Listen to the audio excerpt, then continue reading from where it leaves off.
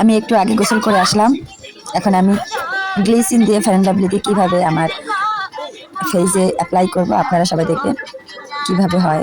খুব ভালো হয় এই জিনিসটা করলে, স্কিনটা ভালো থাকে শীতের জন্য। ফেয়ার অ্যান্ড লাভলির কাজটাও করে, গ্লিসিনের কাজটাও করে দেয়।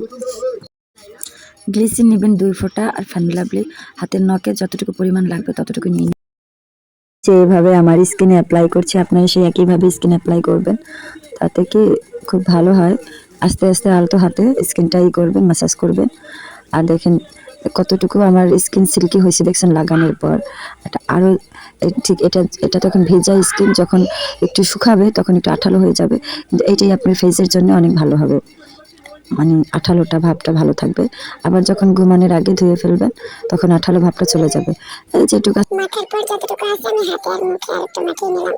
কাপড় চোপড়ে মুছবে কিসের জন্য, টাকা দিয়ে কিনে নিলাম কি। আর দেখেন আমার গাল কি সুন্দর সিল্ক হয়েছে, নিজের গাল নিজে টানতে মনে চায়। আজকের মতন টাটা।